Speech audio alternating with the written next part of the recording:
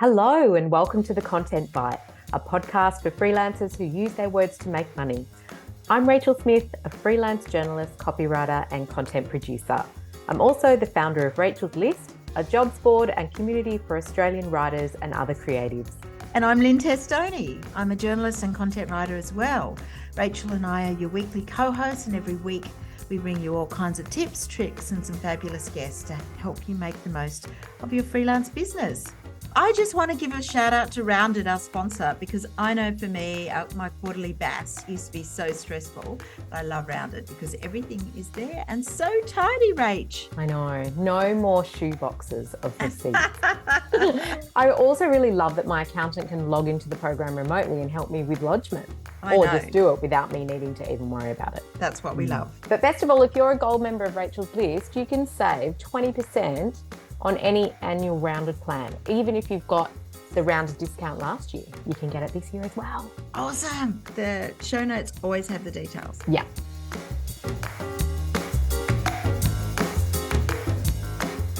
Hey, Rach, when was your last work-related crisis? They happen daily. Do they? But how about you? Do you have any work-related crises? Actually, no, I don't. I'm a very calm person. There's always some tradesperson here, but except for that, that's fine. I don't really have crisis. But I suspect most writers listening don't, except for the one we're talking to today. Yeah, she's quite unique. We're chatting to Lisa Almond, who's a copywriter and a comm specialist, but she also works as a part-time paramedic. So she really juggles this interesting dual career. And I am so excited to chat to her about it. Yeah, it's really different. So I'll read Lisa's bio and we can get her into the hot seat and ask all our questions. So Lisa Almond is the chief word nerd, I like that, at Copy and Comms. As the founder and creative force behind Copy and Comms, Lisa seamlessly blends her journalistic flair with expertise in crisis comms, media and marketing to captivate audiences and drive results. She left her mark on Australia's media landscape and collaborated with renowned brands like Disney and TripAdvisor. She loves breathing new life into her clients' copy, and a skill she's honed through her side career as a paramedic. Because why limit yourselves to just saving words when you can save lives too? How good is that? So in the fast-paced world of communication, Lisa infuses your copy with fresh energy, illuminating it with the same intensity as the lights and sirens of her paramedic world. She's passionate about sharing impactful stories and helping you to communicate with confidence. So welcome, Lisa. Welcome. Thank you so much for having me. I'm so excited to be here. Oh, that's great, because we both know you from Rachel's List and the Facebook Gold group, but we don't know your backstory. So tell us, where did it all started? You're originally a journalist, is that right? Yeah, that's correct. I think it started long before that. I tell a little bit of a story on my website actually about when I was at school, and they used to make us cover the BTN, the behind the news stories. And we had to write like a recap, a journalistic style recap on those. And I think I probably was about 11 at the time. And I just loved it. I absolutely loved it. I loved writing. I loved the news. And I think that's where it all began. And then I was really lucky.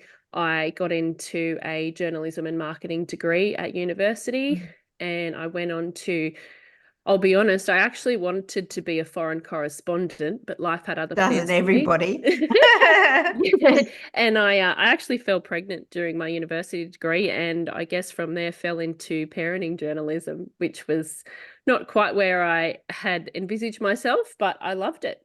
Oh, that's interesting. Wow. And talk to us about how you ended up in Copy and Comms and then working as a paramedic, because it all sounds like a lot of additional training and education. Is that right?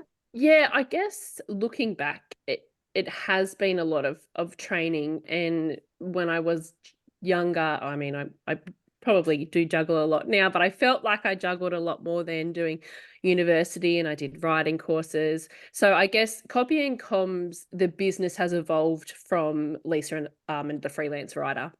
I started freelancing pretty much from as soon as I graduated university. I loved the idea of working for myself and being able to pick my own hours. And then from there, I won't say I fell into, I worked hard for applying for communications and media roles in government. And that led me to a path down emergency services, and I got what I call emergency services itchy feet, and decided to step out and try what we call on the job or on the truck for myself after being in media roles within government. So yeah, it is a lot of training. I have a couple of university degrees and a diploma in paramedical science, I think is what it's officially called. Wow. How long does that take to do that training?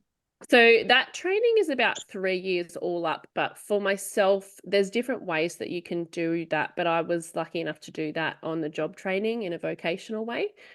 So that incorporated different couple of months in classrooms, just doing classroom work, and then working out and getting ticked off, I guess, for practical skills and working on the job. Did you know, like before you got on the truck, as you mentioned, whether you would be able to handle it? Was that kind of a moment where you're like, I just don't know if this is going to be for me? I think you don't know whether you're going to handle it until you're in the thick of it. I like to think that I could beforehand, and I was quite confident going in. We all have this little analogy, the duck analogy, where you're sort of calm on top of the water and your feet are going crazy underneath the water. It is a little bit like that, but I think I actually surprised myself with how calm I was able to, maintain and professionalism and going out there. But I think absolutely there's that moment of, oh, can I do this? This is, quite important. And it's literally life and death. Yeah.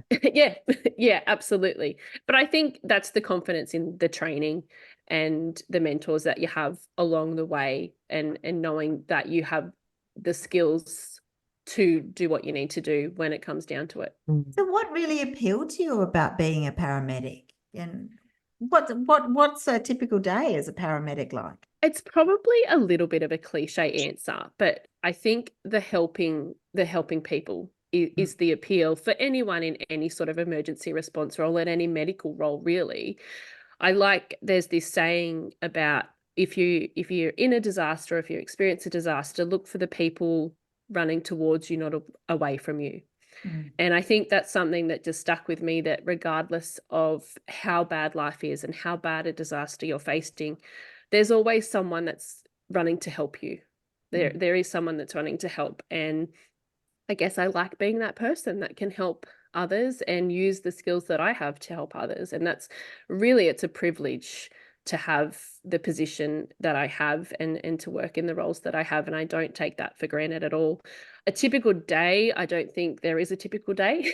That's probably the benefit actually of the role, is you don't know what you're going to go to. You might go to grandma and who's had a fall and help her up. You might go to a massive car crash. You might go to a diving incident. It could be anything. And that's what I like about it, going to work and not knowing what's going to happen. Yeah. Wow. I've had a few paramedics come to my place for different reasons, and something always strikes me about how calm they always are and how much they use humor. So you're in that terrible situation, you're terrified there's something wrong with you or something wrong with your kid or your husband or whatever it is, and there's this instant calming vibe coming from them. And that humor thing kind of disarms you, doesn't it? It makes you not so stressed about the situation. Is that something is that a device that a lot of paramedics just use? Absolutely. I think it is something that we regularly, a tool that we grab out of our toolbox is that humor to de-elevate a situation. But also, we like to find the humor in things. Some things we go to are hilarious. Yeah. And, sometimes they need someone to point out that, this might not be ideal, but it is pretty funny. Yeah. Yeah, I think in terms of being calm, there's a little joke that if you ever see a paramedic run, then you better run with them, because we don't run anywhere. Classic. So yeah, it is remaining calm, because that's what we have to be.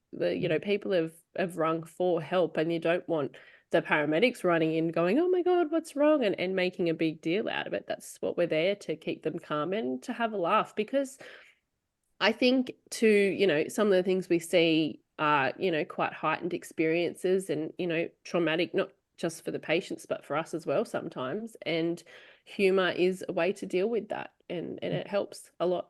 Yeah, it definitely diffuses the situation. Tell us some of your most memorable experiences as a paramedic. There must be loads. There is loads. But it's probably not in the way that you think. I think when people ask paramedics their most memorable jobs, they're picturing some big traumatic job and broken bones here and there and whatever it might be. But the memorable ones for us are, like we just said, the funny ones, the great stories, the really good tales. One of the jobs I went to was actually taking an elderly lady home from hospital. So she'd been in hospital for a number of months and was going, I think, back to a nursing home. And it was late by the time we got her, and whatever reason, she missed the hospital dinner, and we were driving. It was I used to work regionally, so it was quite a long drive and later at night. And she asked us if there was anything we could get for dinner on the way back. She goes, "Oh, I won't get the nursing home dinner. I've missed, can we stop for dinner?" And my partner and I were like, "Oh, well, it's only really like McDonald's is the only place open." So we're like, "Well, we can stop at McDonald's, like it's not much." And then this woman, bless her soul, goes, "Oh, what's McDonald's? I've never been there before." And we were like, "Well, this will be an experience for you." So then there was discussions between my partner and I about what do we get someone that's never been to McDonald's before. And so we got her a nugget meal, I think we settled on. And so she's sitting in the back of the ambulance eating this nugget meal. And I swear on my soul, you would have thought it was a 5-course degustation. She was like, "Oh, this is just so lovely. What did you call it again, McDonald's?" And She'll be it was, sneaking out of the nursing uh, home to make a I know. beeline for I Macca's. don't know whether that says more about McDonald's or more about the hospital food. I'm not sure. Things like that are the memorable things for us. The really good stories, the really good people that you meet. They're the ones that stick with you, I think. Yeah. And that's some of my favorite part of the job is who you meet. What Yeah. about babies though? Have you birthed any babies in the back of the ambulance? I will say I haven't birthed in the back of the ambulance any babies. We had a very, very close call where we made it to the hospital, and that was because I ended up driving through a roadblock. And it's decisions like that, like we said earlier, life and death. And with the hospital that we were going to, the exit from the freeway was closed, and we had a woman in imminent labor. Contractions were, I think, on top of each other at this point. And I had to make the decision about, okay, if I don't take this exit that is technically closed, we would be birthing in the back of the ambulance. And the woman's mother was actually beside me, and she's looked at me and gone, "What are you going to do?" And I sort of slowed down enough that the road workers saw me, and I yelled out the window and made sure there was actual tar on the road and it was drivable.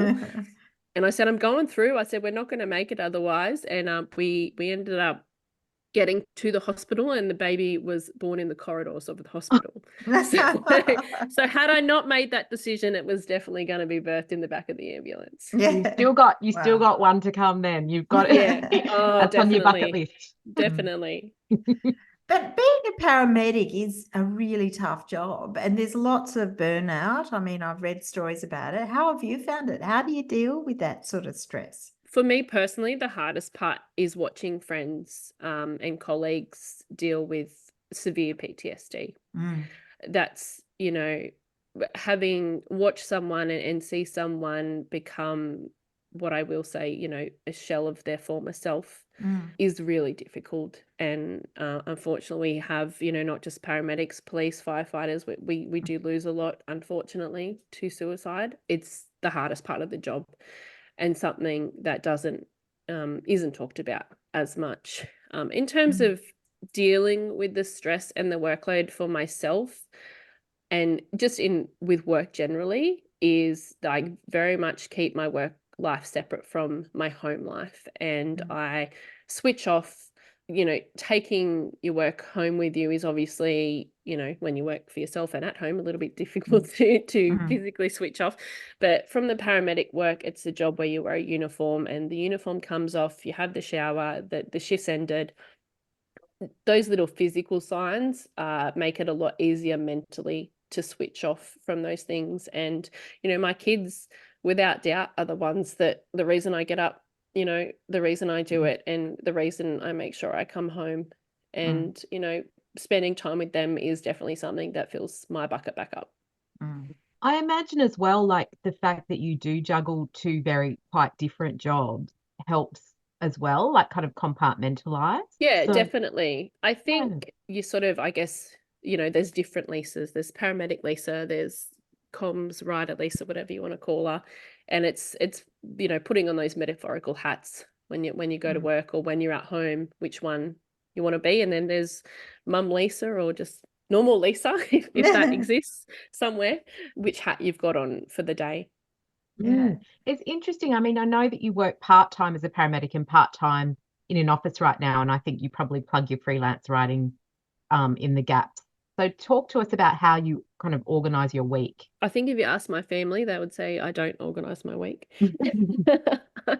Probably very unorganized for someone who's quite busy. I think the biggest thing in terms of organization, and it's probably taken a significant amount of time for me to get to the point where I am now with the employers that I have that have been supportive. Ultimately, I did have to step back. And I think for a moment there, I was very ambitious and thought, I could just do everything full time and all of this. And burnout's real, and I wanted, to focus on actually having free time, which is a rarity. So yeah, so I've stepped back. I just do the paramedic work 1 day a week now, which has given me, time to take on, whether it's part-time office roles or retainer jobs or my freelance work. It's just freed up those the time, and it was a conscious decision that I needed to step back from doing that anymore. Then and I've had really fortunate support from both family life and work and clients and employers that have helped me to be able to do that. Would you rather do one or the other, or do you like that mix? No, I don't think so. I think I enjoy the fact that I can do both. And I'm very privileged to have the ability to do both. And I don't know what I would choose if I had to choose. So no, I don't think so. I think I'm lucky that I can continue to do both. It's a very fortunate position, really. I imagine you're a bit of a rarity in that you have these two very distinct set of skills, and you're also a subject matter expert in that emergency medicine field. So how do you carry that into your writing work? Yeah, actually probably surprised to learn that I don't do a lot of medical content writing at all.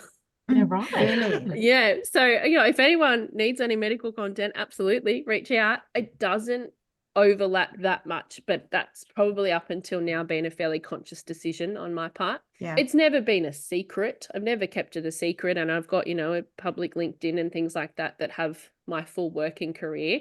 I guess I never really sort of pushed the fact that I had the medical training and knowledge in my writing side. I somehow, fell into B2B stuff and manufacturing and obviously parenting we've gone into. But it's definitely something I'd like to get into more in the future. But at the moment, it probably doesn't overlap as much as people think it would. Yeah. Maybe it's part of that compartmentalizing thing as well. You've consciously just decided not to go down that road in your writing work. Yeah, definitely. Yeah. You did do some comms and copy roles for organisations like New South Wales Police and the SES, which is how you sort of got into the paramedicine thing anyway. Did they come after you worked as a paramedic or before? It was sort of concurrent? A little bit of both, actually. So as I said earlier, so I ended up working for the New South Wales Police Media Unit. And at that time, that was sort of my goal in that media world and the comms world. And I ticked that box, I guess. And as they say, when you reach all your goals, set new ones. And I sort of thought, what do I want to do? I'd been doing comms and writing and communication roles in various aspects for probably, close to a decade at that point. And I was just looking for something else. Wanted to try something else. I had family members and friends in emergency services, and I decided that, being a paramedic was the one that I wanted to try. But it was a big step. It was a scary step, absolutely. And then from there, I sort of stepped back from my writing for a little bit while I retrained, then got back into it. Yeah, did some work with SES during the floods and stuff. And yeah, have sort of gotten back into my business a lot more in probably the last 2 years. I've focused a lot more time on that as I've stepped away from the paramedic stuff a little bit. I know that you love doing op-eds for clients like KidSpot and Mamma Mia. We've seen a lot of them in the Gold group. Do you remember which ones have really wound people up? Oh, yeah. I love doing a controversial op-ed. It's probably one of my favorite writing tasks because I just love seeing how passionate people get about things. And I laugh to this day, I laugh about this story. I think it was either KidSpot or news.com.au. I think it was on toilets. Of course, an article on toilets is going to go viral. It was my local swimming centre had a sign up about, I don't know whether it was 6 or 7, but it said, kids of an age 6 or 7 need to use the gender bathroom that they are. So I'm a mum of 3 boys. And at that time, and I sort of made a stance that I'm not making my 6-year-old go into the men's bathroom alone without me, and he's welcome to come into the female toilets and they can argue with me, blue in the face, and I'll keep him safe in that way. So I wrote about that, and that went absolutely crazy. People were very passionate about toilets for some reason. But you just never know which ones are going to get the traction, and that one definitely did. I see the same as you. What a crazy sign. Of course, people are going to take their, Yeah. because I've got a young boy as well. There's no way I'm sending him into the Yeah, and I men.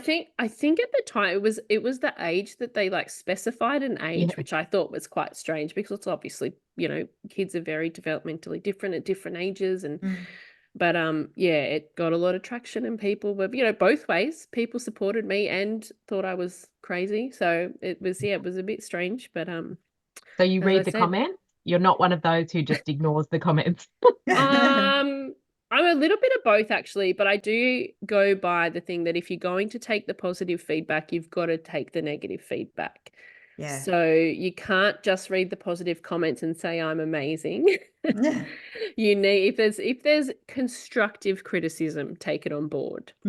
Obviously, we don't want to feed the trolls or anything, but constructive criticism I will always take on board.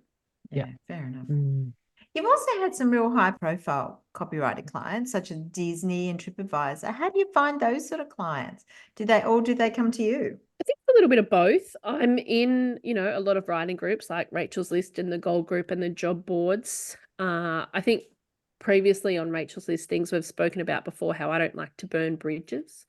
Keeping what I call, the little black book, to use an old school journalistic term, and the contacts for people, just mentioning, people asking what you do and what sort of industries you're writing in, and they get to remember your name. They be active in those Facebook groups, join the memberships, find your people, and you're always going to find your people around. And that's definitely what's got me the most jobs, aside from my own website and things like that. But it's people, I find that word of mouth marketing is worth its weight in gold, to be friends with the right people and to work for the right people, and past clients that will recommend you. Things like that is definitely where most of my work comes from. Yeah, So interesting. you're not sort of pitching or sending LOIs. Is that part of your marketing strategy? Not for my copywriting, no. Definitely for my journalism work for any of the major publications, the op-eds and that sort of thing. That is all pitch work. Yeah. That's me reaching out to them. I do a little bit of branded stuff, which is editors coming to me to write that, but generally that's pitching. But no, most of my copywriting stuff, I get a little bit through my website, but most of it is word of mouth. Yeah. Interesting. Oh, it's interesting. One of the things that's fascinating about your work, Lisa, is that you do lots of different things. You do landing pages, blogs. I even think you do media training, don't you? Have you ever contemplated specializing? Your work is so diverse between the writing you do and the paramedicine, or is that just the way you like working? I think it's the way I like working. What do they say? Jack of all trades, master of none, something like that. I think a lot of people have found success when they have a niche and that's worked for them. I think for me, it's actually been the opposite, in that I've found success by doing everything and doing a little bit of everything. All the Because things. all the things. But I think these days, the reason that I have stuck to it, particularly in recent years, and the increasing overlap I see, and I think we discuss this a lot on the Rachel's List group, the overlap of communications, marketing, media, social media, all of these things, which are very different roles technically, seem to be increasingly under the one giant umbrella. And particularly for, I'm going to say copywriting clients, but they really don't just want copywriting. They want a lot of everything: strategy, social media, content, whatever you want to call it. I find success because a lot of my clients want everything in one. But I do like to refer out if someone is after a specific, sales copywriter or something that I, perhaps don't have either recent experience or as much experience as a colleague or another, freelancer I know has. I'll always send it to them rather than take that on myself. I sort of know where my skill set extends to and what I can offer a client. And if there's someone that's better for the role, I'll definitely give it to them, because I want the clients to have, the best return on their investments as well. Yeah. I noticed that you listed quite comprehensive rates on your website, which not all copywriters do. Is that something you would advise other writers to do? Has it worked for you? Yes, and I am super passionate about this. Yeah. I think there is not enough transparency. I think there's not enough transparency in, and that's why I love the rates list that you do. There's not enough transparency in the media world in general, communications world, whatever you want to call this industry that we work in. And I think it actually comes down to something my mum said to me many, many years ago when I was younger. And she said, there's always going to be someone who earns more than you, and there's always going to be someone who earns less than you. And it's so true. There are copywriters that charge significantly more than me, and there are copywriters that charge significantly less than me. And I am very big on not wasting anyone's time. So if they think they want to work with me, go to the rates page, see what I charge, see if it's within your budget. And, I don't want to spend 2, 3, 4, 5, 50 emails, possibly giving a quote and not getting a return on that. It's a waste of my time. It's a waste of the client's time. And I know that there are copywriters and freelancers who feel very differently to me about this, and, contact me. And I get, for many people, it's a marketing strategy, getting people in that. It's just not one that I utilize. I think it's really important to, one, value your work. I will say, for my experience, I personally think my rates are on the cheaper end. Someone, perhaps might not agree with me, but I think they are. But that said, there's a lot of copywriters out there that are a lot more expensive than I am, a lot cheaper than I am. Just find the one that you gel with and fits within your budget. I just think having a rates page helps clients find people. Everyone has a budget. They know their budget. Don't waste anyone's time. It's just saves so much time on both ends.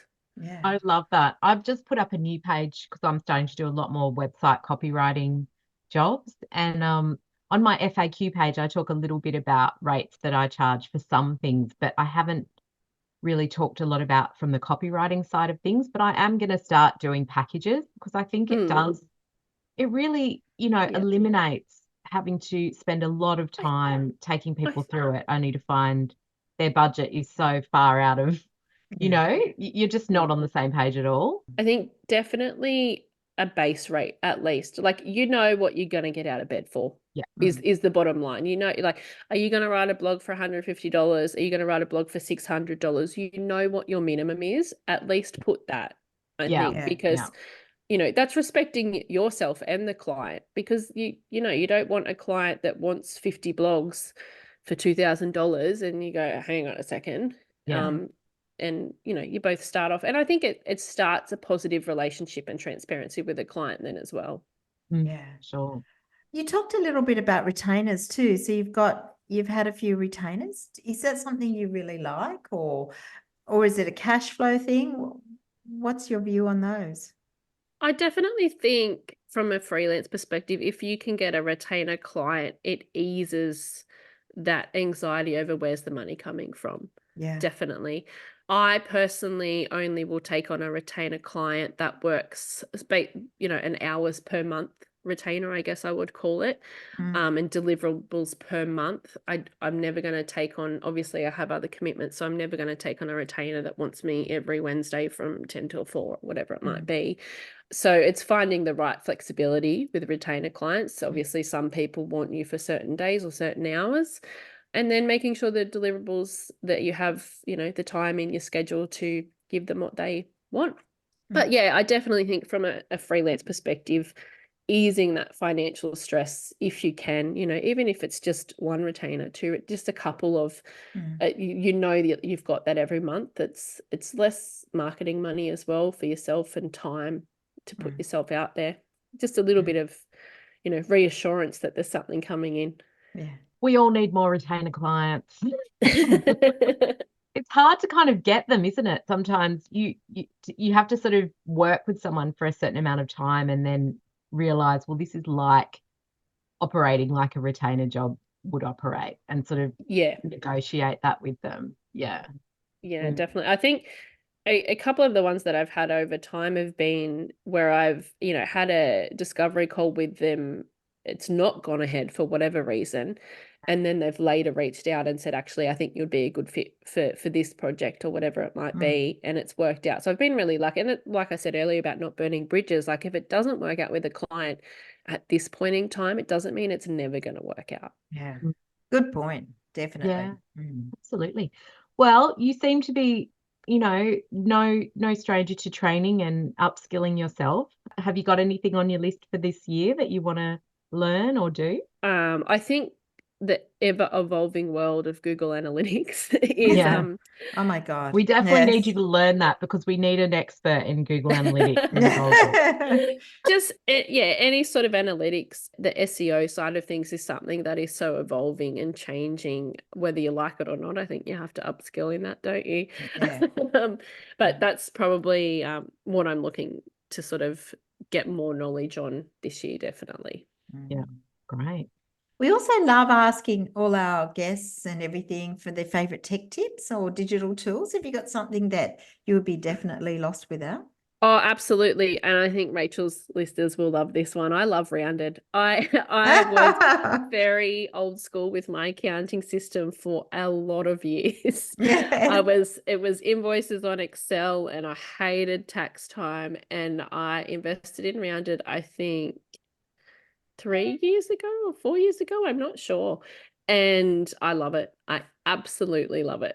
And it just saves me so much time. All my clients are there. I can invoice so quickly. It's fantastic. So that's definitely my tech must have.